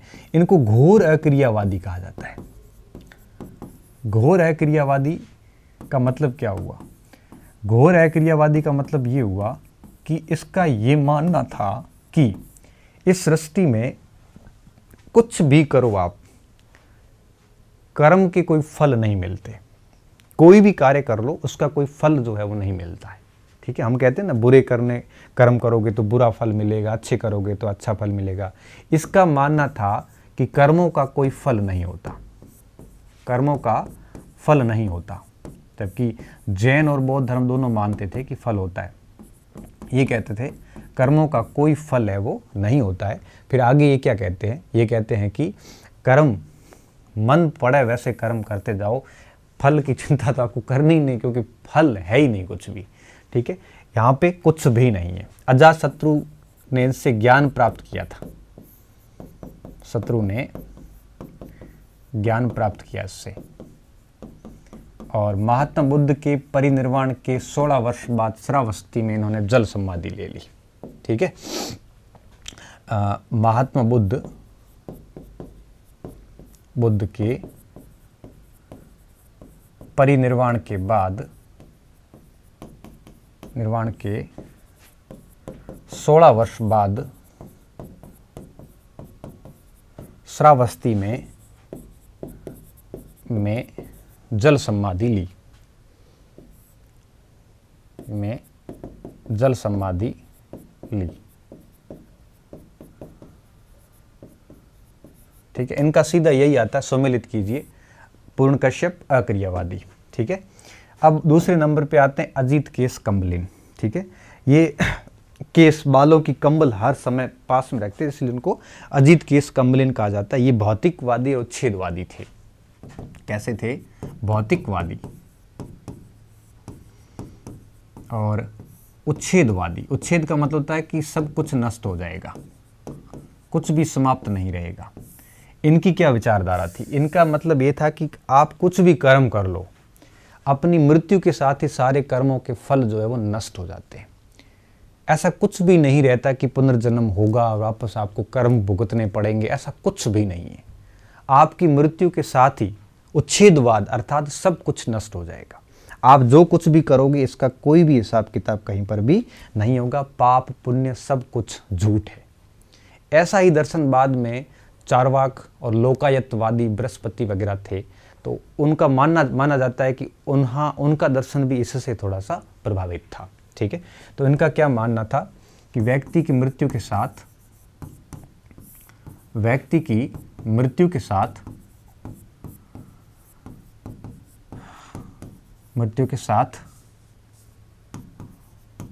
कर्म फल नष्ट हो जाते हैं, फल नष्ट हो जाते हैं, संचित नहीं रहते, संचित नहीं रहते। न ही कोई ऐसा पुनर्जन्म होता कि वापस कर्म फल भुगता जाए, सब कुछ नष्ट हो जाता है। पुनर्जन्म जैसा कुछ भी नहीं होता। इस हिसाब से ये लोकायतवादी ऐसे ही लोग थे जो ये मानते थे इस जन्म में जो किया वो इसी जन्म में रहेगा। और चारवाक का जो दर्शन था वो इनसे प्रेरित था। ठीक है, तो इनको है वो इस श्रेणी में रखा जाता है। ये बृहस्पति का था। ठीक है, बाकी ज़्यादा बातें तो यहाँ पे रखने का कोई सेंस नहीं है। ये थे अजीत केस कंबलिन, जिनका सीधा सा ये मानना था कि कर्म फल जो है वो संचित नहीं होते, पाप पुण्य सब कुछ झूठ है, इस जन्म में जो करोगे वो इसी जन्म में ख़त्म हो जाएगा, अगले जन्म के लिए कोई शेष कुछ भी नहीं बचेगा। ठीक है, अब इन दोनों लोगों से मिला अजातशत्रु से इन लोगों से अजातशत्रु ने वार्ता करी, और अब अजातशत्रु मिलेंगे तीसरे आदमी से जिसका नाम था मखलिपुत्र गोशाल। ठीक है, ये थे भाग्यवादी। कैसे? भाग्यवादी थे। और इनके बारे में मैं आपको ऑलरेडी पहले ही बता चुका हूँ कि महावीर स्वामी नालंदा में मिले। ठीक है ना, भगवती सूत्र में इनका और महावीर स्वामी के बीच में एक जो गर्मा गर्म बहस हॉट जो हुआ था वो भी सारा मैं आपको ऑलरेडी महावीर स्वामी के जीवन परिचय में लिखवा चुका हूँ। ये भाग्यवादी व्यक्ति थे। ये मानते थे कि जो भाग्य में लिखा है वही होगा। नियतिवादी थे ये, कि जो नियति में है वही होगा। हमारे चाहने से करने से कुछ भी नहीं होता, सब कुछ नियति के द्वारा तय कर रखा है। प्रारब्धवादी। ठीक है, ये क्या कहते थे कि सब कुछ नियति ने, सब कुछ ईश्वर ने तय कर रखा है, उसके अनुसार ही होता है, हमारे कहने से कुछ भी नहीं होता है। मतलब जो भाग्य में लिखा है वही होगा, जो भाग्य में लिखा है वही होगा। कर्मों का वगैरह का कोई मामला है ही नहीं, वही होगा। इनका ये मानना था, और इनका जो संप्रदाय बना वो आजीवक संप्रदाय बना। ठीक है, आजीवक संप्रदाय। हालांकि आजीवक संप्रदाय एक प्रकार से इनसे पहले से चला आ रहा था, लेकिन इन्होंने इस आजीवक संप्रदाय को यूं कहिए कि आगे बढ़ाने का काम किया था। ठीक है, इसके अलावा पाणिनि और पतंजलि दोनों इसका उल्लेख करते हैं इसका। ठीक है, तो ये थे आपके मक्खलीपुत्र गोशाल। तो इसका विवरण हो गया। और महात्मा बुद्ध ने इनको मूर्ख व्यक्ति कहा था। महात्मा बुद्ध ने इनको क्या कहा? बुद्ध ने मूर्ख व्यक्ति कहा था कि ये सबसे मूर्ख व्यक्ति है। अजातशत्रु ने इनको मूर्ख कहा था। ठीक है, ये बात हो गई। अब आते हैं प्रबुद्ध कच्चायन। प्रबुद्ध कच्चायन का क्या मैटर है? ये भी आपके नियतिवादी थे। ये भी नियतिवादी थे। ठीक है, और उनको अपन घोर अकृतवादी भी कह सकते हैं, जो कार्य करने पर बिल्कुल विश्वास नहीं करते। कार्य पर बिल्कुल विश्वास नहीं था कि कार्य करो कोई मतलब नहीं है। ठीक है, इसकी नियति और इसकी नियति में थोड़ा फर्क था। फर्क ये था, नियति क्या, सॉरी नित्यवादी, सॉरी ये नित्यवादी थे। नित्यवादी, इसका मतलब ये था कि ना कोई मरता है ना कोई मारा जाता, सब कुछ नित्य रहता है। तो मतलब संसार में कुछ भी मरता नहीं है, ना किसी को मार सकते, सब कुछ नित्य, मतलब हमेशा चलता रहेगा। तो ये नित्यवादी था। ना कोई मरता है ना कोई मार सकता है, ना कोई मरता है ना कोई मार सकता है, इसका ये मानना था। ठीक है, ये जो है ना, ये प्रबुद्ध कच्चायन नित्यवादी, ऐसे एक प्रकार से प्रश्न आता है, सुमिलित कीजिए। तो इसके अनुसार सब कुछ नित्य है, नियमित है। ठीक है, अनवरत चलता रहेगा, ऐसा ये मानते थे, प्रबुद्ध कच्चायन मानते थे। संजय वेलटीपुत्र, ये थे आपके संशयवादी। संशयवादी मतलब हमेशा से संदेह में रहते थे। इन्होंने न किसी का खंडन किया न किसी दर्शन को स्वीकार किया, संदेह में रहते थे, निश्चयवादी रहते थे। ये खुद कंफ्यूज थे कि करना क्या है। ठीक है, निश्चयवादी क्या, अनिश्चयवादी, सॉरी अनिश्चयवादी, अज्ञेयवादी थे। अज्ञेयवादी मतलब कुछ भी नहीं जानते, ऐसे अज्ञेयवादी माना गया इनको। साथ साथ में इन्होंने न किसी को स्वीकारा न किसी को स्वीकारा, न किसी का खंडन किया, न किसी का खंडन किया। ठीक है, और अजातशत्रु ने इनको मूर्ख बताया है। अजातशत्रु ने इसको मूर्ख बताया कि मूर्ख आदमी, मूर्ख ये, अब खुद ही कंफ्यूजन में, और मेरे को भी कंफ्यूजन कर दिया। आप किसी के पास जाओ और खुद ही अगर टेंशन में हो, कंफ्यूजन में हो, अब आप किसी से सलाह लेने जा रहे हो, वो आपसे सलाह मांगनी शुरू कर दें, तो निश्चित रूप से आप परेशान होंगे ही होंगे, ये तो तय बात है। ठीक है, अब आपको मूर्ख ही लगेगा। निघंटनाथ पुत्र, ये मैं कई बार और भी बता चुका हूँ कि बौद्ध ग्रंथों में महावीर स्वामी को निघंटनाथ पुत्र कहा गया है। ठीक है, और निघंटनाथ पुत्र के बारे में अगर अपन बात करें तो अजातशत्रु सबसे पहले इसी व्यक्ति से वो मिले थे। ठीक है, तो बस इतना ही लिखना है इसमें। निघंटनाथ पुत्र किसके लिए यूज हुआ है? महावीर स्वामी के लिए, पहली बात। और ये बात हमने पीछे बता भी दी है। और अजातशत्रु सबसे पहले इन्हीं से मिले थे,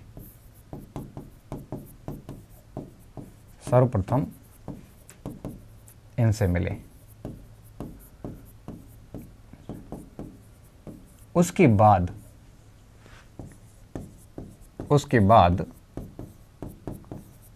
अन्य 5 यूं कहिए कि इनको भक्त कहें, क्या कहें, 5 प्रवर्तकों से मिले। ठीक है, तो ये ऐसे आते हैं परीक्षा में सवाल कि निम्नलिखित को सुमेलित कीजिए। संजय बैलटी पुत्र, मक्खली पुत्र, घोषाल, प्रबुद्ध, कच्चायन, फिर सामने आएगा नित्यवादी, ठीक है ना, संदेहवादी, इस टाइप से प्रश्न बनता है। तो थोड़ा ध्यान रखना किसको कैसे मिलाना है। तो ये आपके कुछ नास्तिक संप्रदाय थे जो 6ठी शताब्दी में थे और इनसे इनके जिक्र मिलते हैं और अजातशत्रु ने इन सभी से भेंट भी की थी। ठीक है, अजातशत्रु ने 6 से भेंट की। ठीक है, किनसे की वो मैंने बता दिया। तो 2 6 हो गए। ये कुछ 8 महास्थान हैं जिनका संबंध महात्मा बुद्ध के जीवन से है।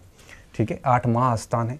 लुम्बिनी में जन्म हुआ, बोध गया में ज्ञान प्राप्त हुआ, सारनाथ में प्रथम प्रवचन, कुशीनगर में मृत्यु, और इन चारों ने संरक्षण दिया और यहाँ पे बौद्ध धर्म का सबसे ज़्यादा प्रचार हुआ था, इसलिए इनको 8 महास्थानों में शामिल किया जाता है। ठीक है, तो विद्यार्थियों ये था हमारा बौद्ध धर्म, और जो नेक्स्ट क्लास होगी वो होगी पौराणिक धर्म की, जिसमें हमें वो शैव, वैष्णव के मत, शाक्त मत, शक्ति मत, आदित्य मत, ये सारे मतों के बारे में हम पढ़ने वाले हैं। फिर हमारा धर्म दर्शन चैप्टर पूरा हो जाएगा। ठीक है, बहुत बहुत धन्यवाद विद्यार्थियों, अच्छे रहिए, मस्त रहिए और पढ़ते रहिए।